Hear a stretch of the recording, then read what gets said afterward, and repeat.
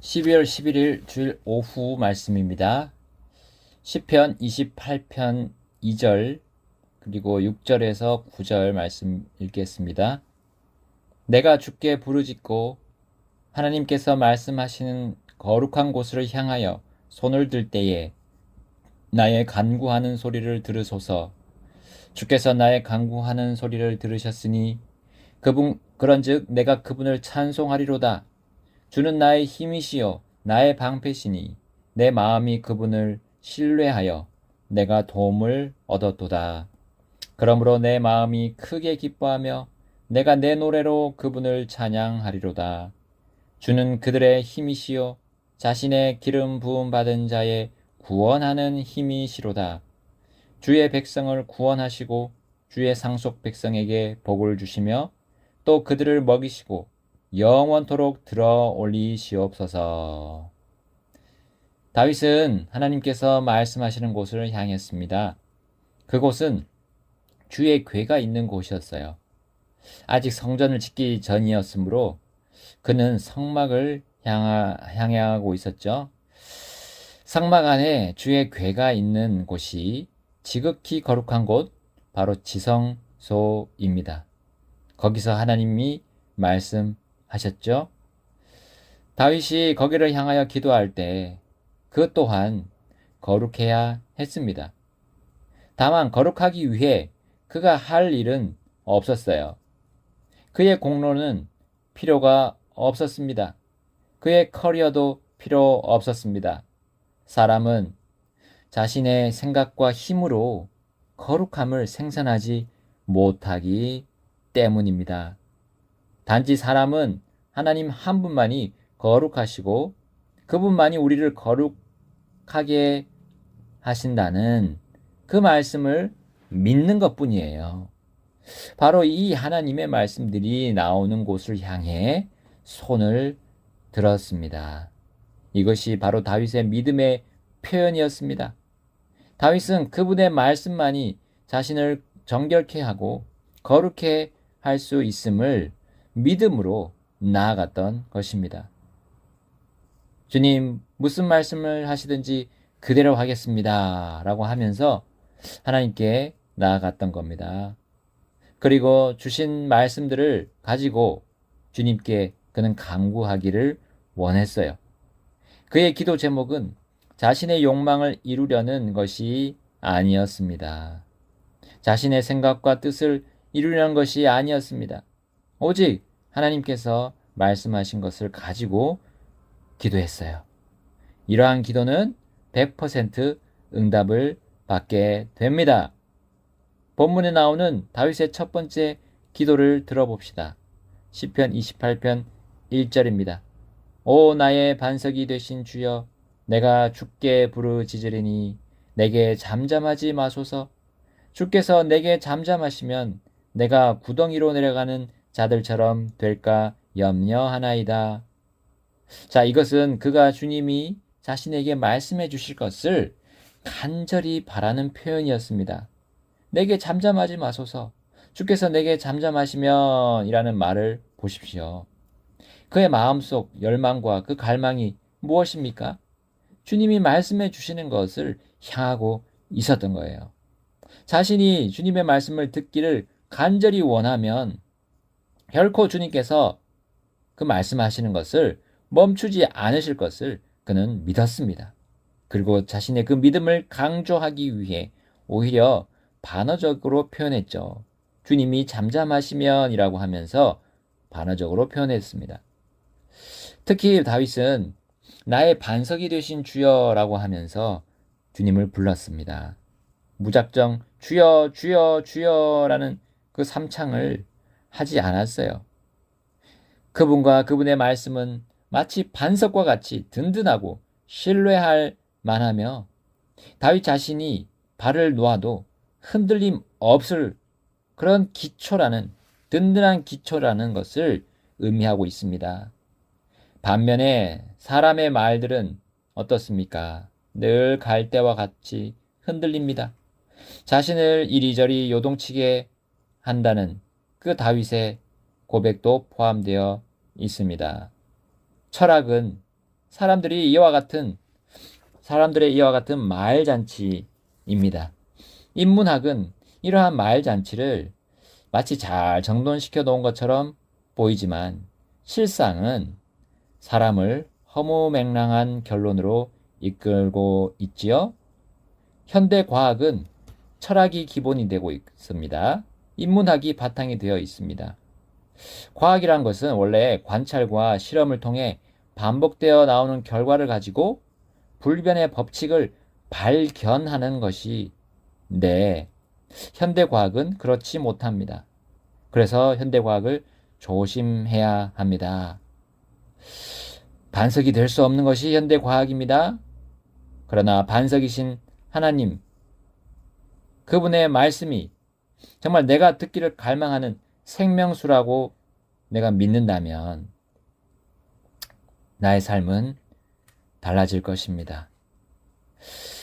흙과 모래인 그리고 금방 홍수가 나서 무너지는 그런 사람과 사람들의 말들이 혹시 내가 듣기를 갈급하는 생명수라 그러면 나의 삶은 불안에 떨게 될 것입니다.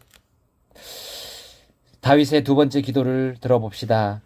그는 항상 하나님께서 말씀하신 것을 가지고 기도했다는 것을 우리 계속 잊지 맙시다. 시편 28편 3절 보겠습니다. 사악한 자나 불법을 행하는 자들과 함께 나를 끌어내지 마소서. 그들은 자기 이웃들에게 화평을 말하나 해악이 그들의 마음속에 있나이다. 아멘. 자, 다윗은 하나님께로부터 사악한 자나 불법을 행하는 자로부터 분리해야 한다는 말씀을 듣습니다. 그리고 실제 삶에서 다윗은 그들이 해악을 목적으로 자신에게 거짓된 화평을 제시하는 일을 겪게 되었던 거예요. 타협안을 제시하면서 다가오는 사람의 말들인 철학과 인문학 그리고 현대과학을 조심해야 합니다. 그것들로부터 분리하고자 다윗은 주님 앞으로 더욱 더 가까이 나아갔습니다. 세상의 것들을 주님이 가르쳐 주신 말씀으로 점검하려고 했던 거죠. 만약에 우리가 그렇게 세상의 말들을 주님의 말씀으로 점검하지 않을 때 우리는 그 세상의 것들을, 세상의 말들을, 철학들을, 인문학을, 현대과학을 그냥 쉽게 받아들이게 될 겁니다. 성경 속의 이스라엘 역사와 우리 주님의 공생의 사역과 이 사도들의 행적들과 더불어 일반 사람들에게도 다양한 문서를 통해 알려지고 있는 것이 이 침례 성도들의 역사입니다. 자, 몇 달 전에 드린 소책자 피 흘린 발자취를 다 읽으셨습니까? 얼마나 읽으셨어요? 자, 그 내용들을 보자면 분리의 역사임을 우리는 분명히 들여다볼 수 있습니다. 신실한 믿음의 사람들은 세상과 한패가 되고 세상 지식과 지혜와 한패가 되어 편안한 삶을 살 수 있다는 것을 거부했어요. 주님께서 오는 세상에서 주실 영광과 기쁨과 보상을 바라보면서 그들은 현 세상을 나그네로 살았던 겁니다. 핍박을 피해 계속 이동했어요. 집도 없이 복음을 전하다가 인생을 끝낸 그들의 삶을 우리는 기억하여야 합니다. 세 번째로 다윗은 그들의 행위에 대하여 말씀해 주셨던 하나님께 다시 그것들을 기억하면서 기도드렸습니다. 시편 28편 4절입니다. 그들의 행위와 그들이 저지른 사악한 행위대로 그들에게 갚으시며 그들의 손이 일한 대로 그들에게 갚으사 그들이 받을 보응을 그들에게 내리소서. 다윗은 그들의 행위가 사악하고 그들의 손이 일한 것이 악하다고 가르침 받았습니다. 이러한 사악한 행위는 반드시 보응을 받는다는 진리도 하나님께서 말씀하시는 곳으로부터 들었어요. 이것은 주님이 가르치신 말씀대로 그들에게 이루어지는 것을 믿음에 대한 기도 내용이었습니다. 더불어 하나님의 손이 아닌 자신의 손으로 원수를 갚으려는 것은 잘못된 선택임을 그는 하나님께 가르침 받았고 그것을 드러내는 기도 내용이었어요. 그러므로 그는 사도 바울이 디모데에게 모든 남자들이 진노하거나 의심하지 않고 거룩한 손을 들어 기도하라 라는 그 주님의 복된 명령을 다윗은 이 기도를 통해 이미 실천하고 순종했음을 볼 수 있습니다. 다윗은 사악한 자들과 왜 분리해야 하는지, 그리고 그들이 보응을 당하는 이유도 주님의 말씀에 이어진 자신의 경험을 통해 정확히 알고 기도드렸습니다. 자, 시편 28편 5절을 보겠습니다. 그들은 주께서 행하신 일들과 그분께서 손으로 경영하신 것에 관심을 두지 아니하므로 그분께서 그들을 멸하시고 세우지 아니하시리로다. 자, 사악한 자는 주께서 행하신 일들에 관심 없습니다. 그리고 그분께서 손으로 경영하신 것에 관심 없어요. 특히 사람이 가장 먼저 알고 믿어야 하는 하나님의 구원에 대해 그들은 관심을 두지 않습니다. 사람이 죄인이고 그 죄의 삭시 사망임을 하나님은 첫사람 아담이 범죄하고 난 이후로부터 계속 말씀하셨어요. 그리고 자신이 죽을 죄인임을 인정하고 또 그 죄의 삭스를 대신 담당하신 예수님을 믿을 수 있도록 아담과 이브에게 하나님은 손수 만들어 입혀주신 옷을 통해, 그 가죽 옷을 통해 알려주셨던 겁니다. 또한 그들이 드리는 번제 헌물인 짐승들을 통해 알려주셨습니다. 바로 그 긍휼의 옷과 긍휼의 희생물로 이미 오래전부터 그 사악한 자들이 자신의 뜻을 돌이킬 수 있도록 알려주시고 도와주셨습니다. 그러나 그들은, 곧 하나님의 원수 갚음을 당할 자들은 주께서 행하신 이 귀하고 감사한 구원에 관심을 두지 않습니다. 주님께서 직접 자신의 손으로 경영하시는 이 큰 구원에 관심을 두지 않습니다. 그러므로 그들의 길은 멸망의 길입니다. 하나님의 사역자로 이 땅에서 재판을 하고 있는 치리자들 역시도 자신의 죄로 인해 죽을 것을 하나님께서 시편 82편에 가르쳐 주셨습니다. 그러므로 그들은 하나님의 사역자 지위를 박탈당하고 멸망받게 될 것입니다. 하나님은 각 사람을 보십니다. 그리고 그들의 행위의 중심, 마음의 동기를 보십니다. 사람이라면 그 누구도 하나님 앞에서 회개보고를 해야 합니다. 곧 이실직고를 해야 하는 날이 온다는 것을 그들은 분명히 알게 될 것입니다. 히브리서 말씀하시죠? 한 번 죽는 것은 사람들에게 정해진 것이요 이것 뒤에는 심판이 있나니 했습니다. 하나님의 심판에는 두 가지가 있습니다. 그리스도의 심판석과 크고 흰 왕좌 심판석입니다. 예수님을 구원자와 주님으로 믿은 자들은 주님께서 행하신 일들과 주님께서 손으로 경영하신 것에 관심을 두며 살 것입니다. 자, 그리고 이들은 첫째 부활에 참여할 것입니다. 그래서 그리스도의 심판석 앞에서 각자가 한 일에 대해 상의 심판을 받게 될 것입니다. 그러나 예수님을 구주로 믿지 않은 자들은 이 모든 주 하나님의 일과 경영에 관심을 갖지 않고 살다가 둘째 부활에 참여할 것입니다. 그 둘째 부활은 바로 크고 흰 왕좌 심판석에서 받는 형벌의 심판입니다. 여러분, 우리는 이것을 잊지 말아야 할 것입니다. 욥의 친구 중에 가장 나이가 적었던 엘리후는 자신이 들은 하나님의 심판에 관한 말씀을 다음과 같이 정리했습니다. 욥기 34장 21절에서 27절입니다.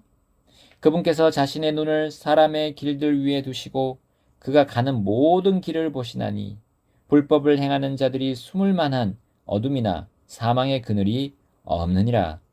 그분께서는 정당한 것 이상의 어떤 것도 사람에게 두지 아니하사 그가 하나님과 함께 심판 자리로 들어가지 못하게 하시며 용사들을 수도 없이 산산조각 내시고 그들 대신 다른 자들을 세우시느니라.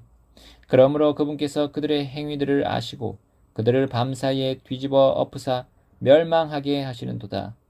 그분께서 그들을 사악한 자들로 여기사 다른 사람들이 환히 보는 데서 치시나니 이는 그들이 그분에게서 돌이켜 물러가고 그분의 길들을 하나도 깊이 생각하지 아니하기 때문이라.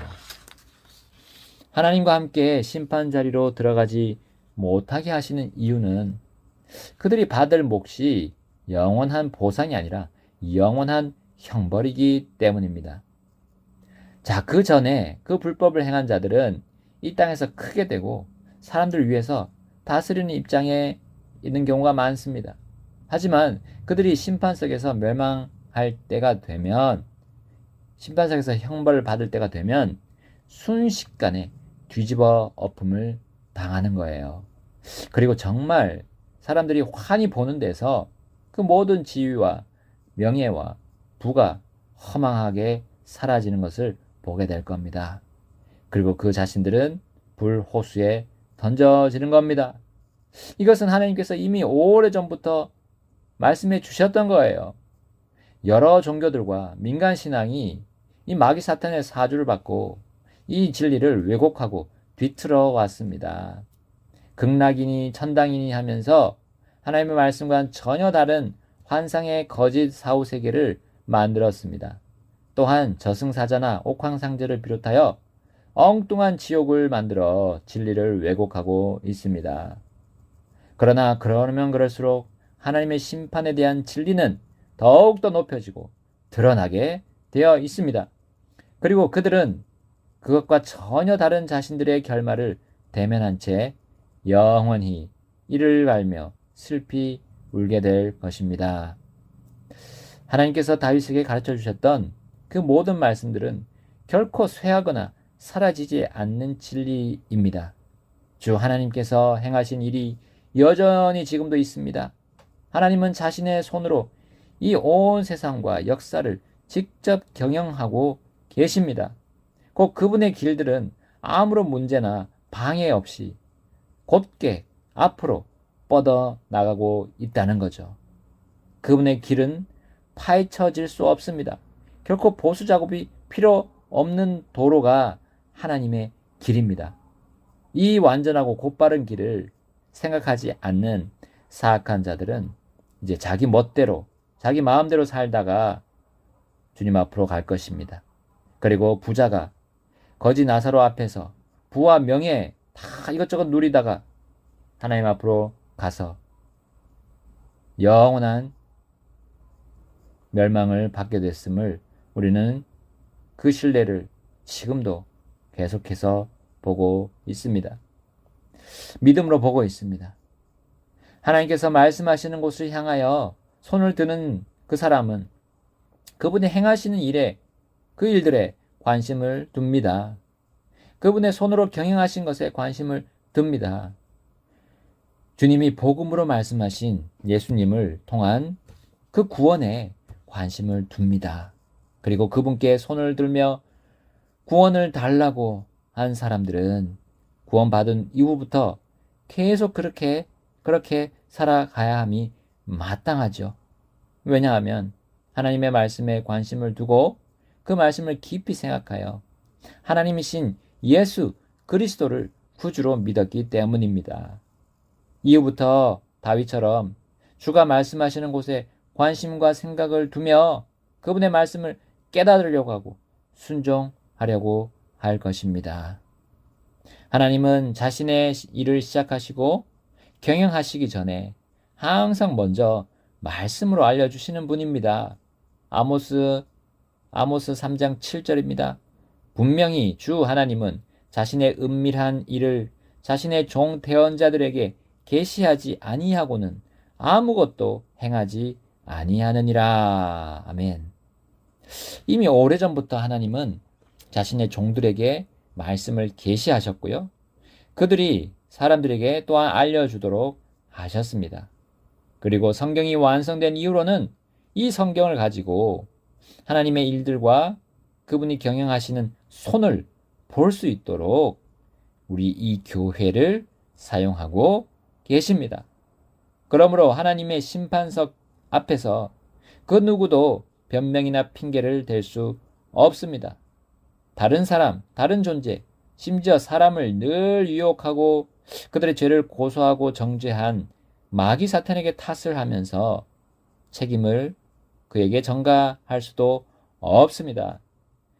각 사람이 마땅히 해야 할 일은 하나님의 손이 행하시는 일들을 깊이 생각하는 것입니다. 이것은 하나님께서 최종적으로 심판하시며 물으실 사람의 의무이자 본분입니다. 이사야서 5장 12절 이렇게 말씀하죠. 그들이 자기들의 잔치에는 하프와 현악기와 작은 북과 피리와 포도주를 갖추었어도 주의 일은 중히 여기지 아니하며 그분의 손이 행하시는 것도 깊이 생각하지 아니하는도다. 이사야는 이 단순한 본분을 무시하고 자신이 놀고 즐기는 일에는 주님이 주신 그 돈과 시간과 재능을 아낌없이 쓰는 그들에게 이 엄중한 경고, 하나님의 경고를 선포했던 겁니다. 그러나 다윗은 자신에게 주어진 본분을 생각하며 살았습니다. 주님의 일을 가장 중히 여기고 그분의 손이 하시는 일에 가장 관심을 두었습니다. 바로 하나님께서 말씀하시는 거룩한 곳을 깊이 생각했습니다. 지금 우리는 성전이나 성전 안에 지성소를 향할 필요는 없어요. 지금은 하나님께서 자신의 말씀을 모으셔서 묶어두신 이 보존된 성경이 우리에게 있습니다. 그리고 그것을 전하는 교회가 있습니다. 주님이 거룩하게 하신 이것들을 깊이 생각하며 이것들에 관심을 두어야 합니다. 성경의 내용에 관심을 두고요. 거기서 주님이 하시는 말씀을 매일 매순간 나의 모든 일상 가운데 적용해야 합니다. 그 말씀에 나의 삶을, 나의 생각, 나의 뜻을, 나의 계획을 맞춰야 합니다. 그러면 다윗처럼 이렇게 주님 앞에서 기쁘게 간증하며 찬양하며 또한 간구하게 할 수 있게 될 것입니다. 시편 28편 6절에서 9절을 읽겠습니다. 주께서 나의 간구하는 소리를 들으셨으니 그런즉 내가 그분을 찬송하리로다. 주는 나의 힘이시요 나의 방패시니 내 마음이 그분을 신뢰하여 내가 도움을 얻었도다. 그러므로 내 마음이 크게 기뻐하며 내가 내 노래로 그분을 찬양하리로다. 주는 그들의 힘이시요 자신의 기름 부음 받은 자의 구원하는 힘이시로다.